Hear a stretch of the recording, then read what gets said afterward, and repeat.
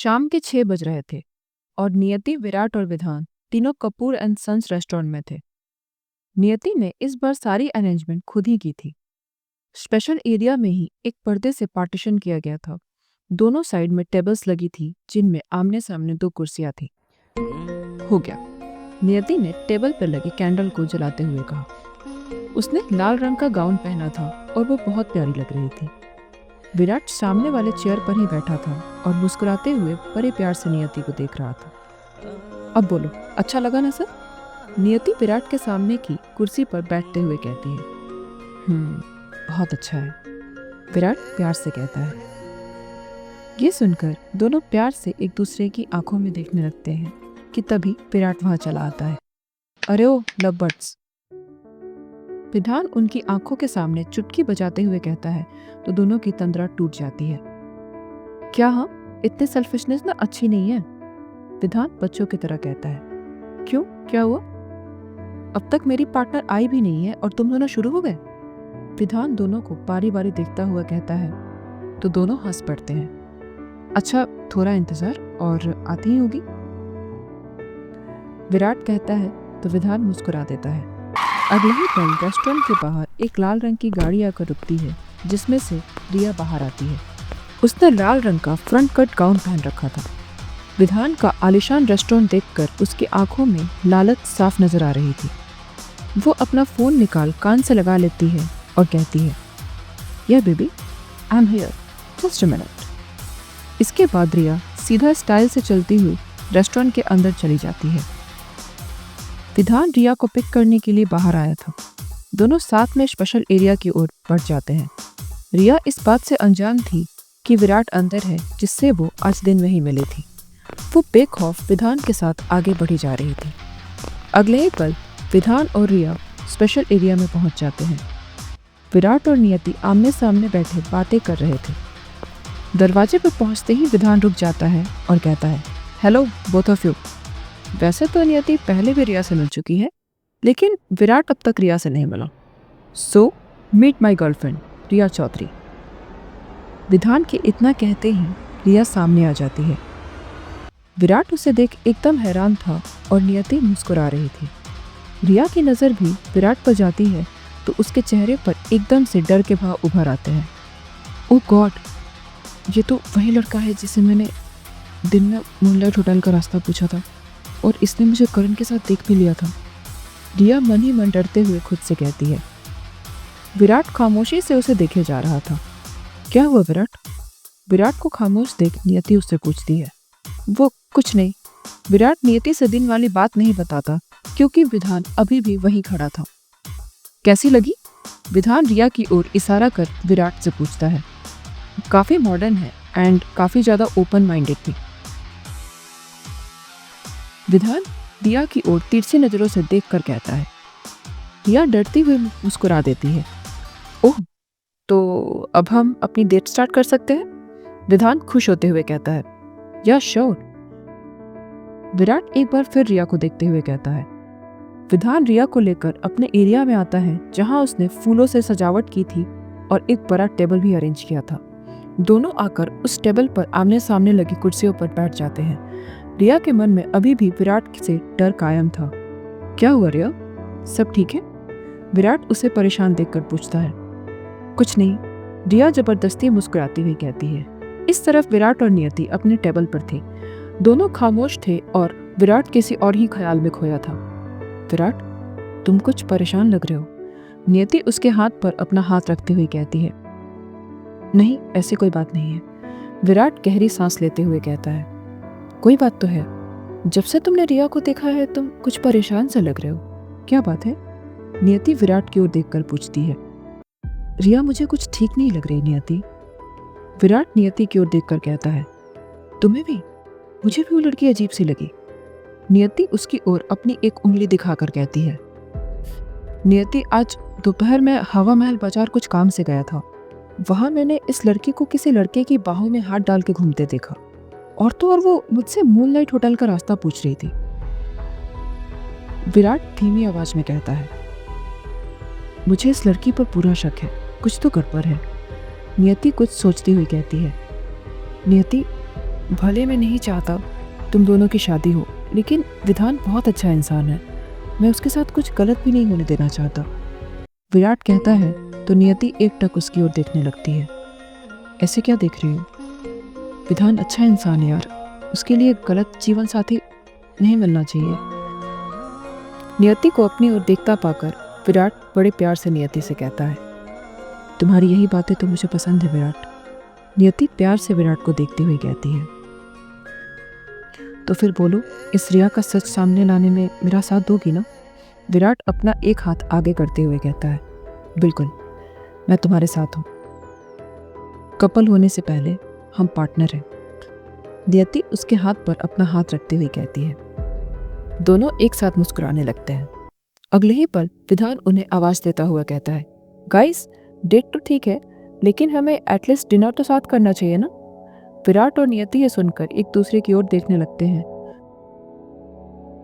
और फिर विधान की ओर चले आते हैं।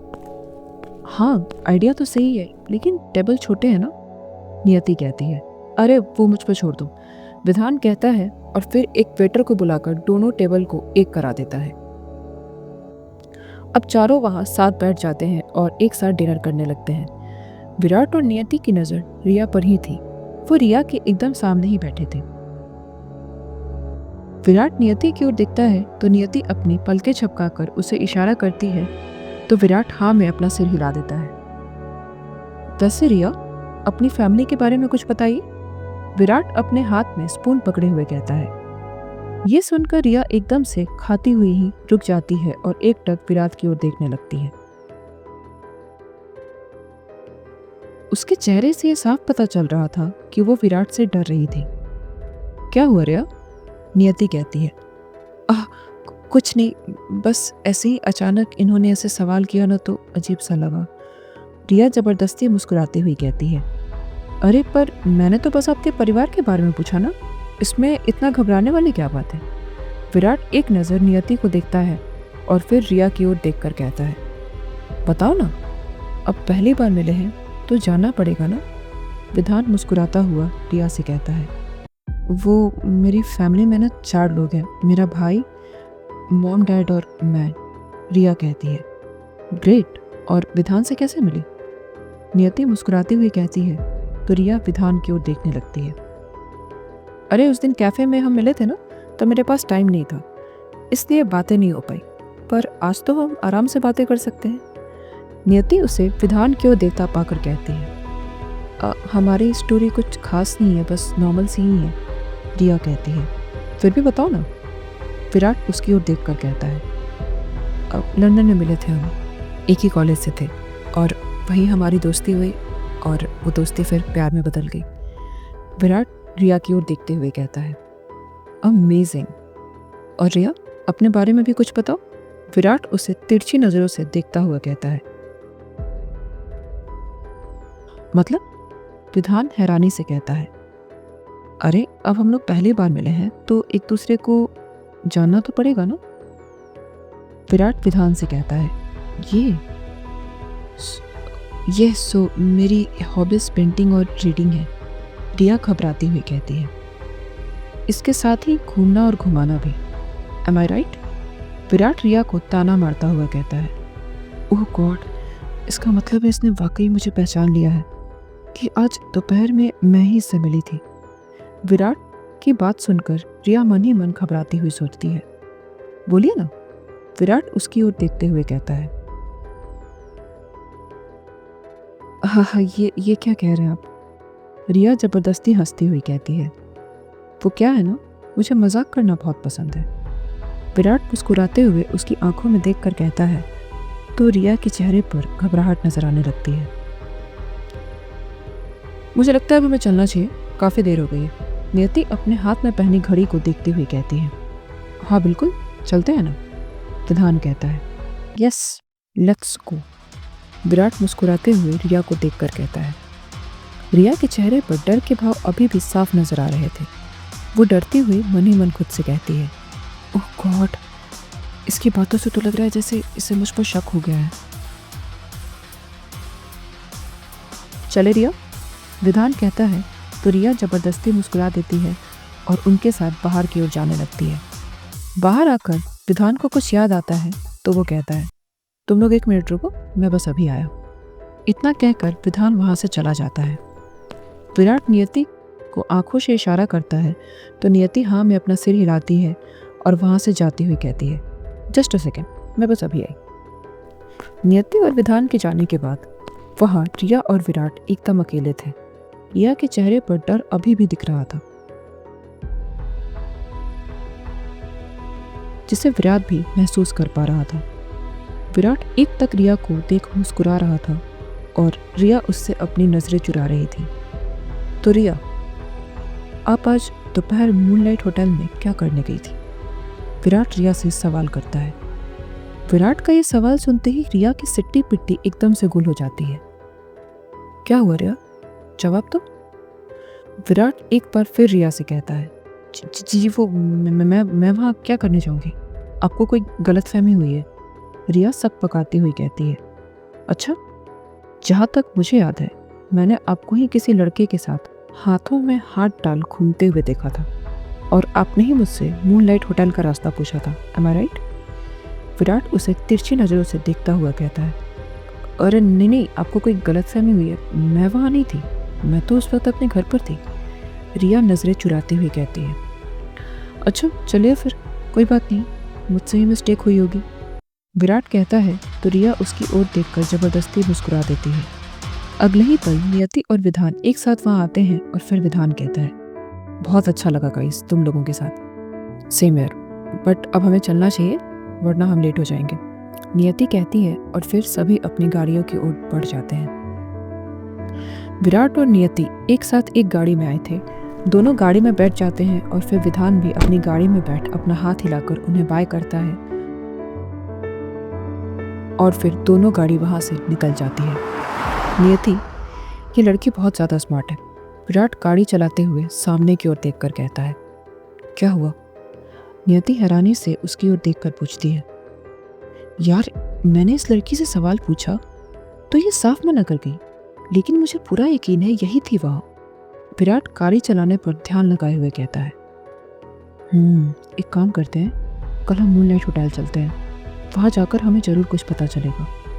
नियति कुछ सोचती हुई कहती है, शायद तुम सही कह रही हो, इस रिया का सच तो बाहर लाना ही पड़ेगा हमें, विधान की जिंदगी हम बर्बाद नहीं होने दे सकते। विराट गाड़ी चलाते हुए खोए हुए अंदाज में कहता है। नियति मुस्कुराती हुई अपना एक हाथ उसके हाथ पर रख देती है तो वो मुस्कुरा देता है और उसका हाथ गाड़ी के गियर पर रखकर अपना हाथ उसके हाथ पर रख देता है और गाड़ी चलाने लगता है। इन पलों में दोनों खामोश थे। अगले ही पल नियति का घर आ जाता है। बाय, नियति विराट को देखती हुई कहती है और गाड़ी से नीचे उतर जाती है। नियति, विराट पीछे से नियति को आवाज लगाता है। क्या हुआ?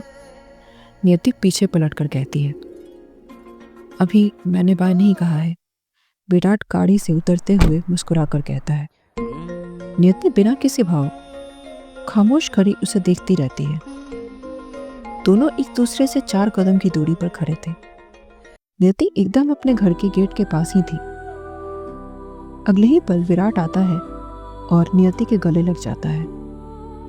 नियति भी एकदम से शांत हो जाती है और विराट को अपने आलिंगन में भर लेती है।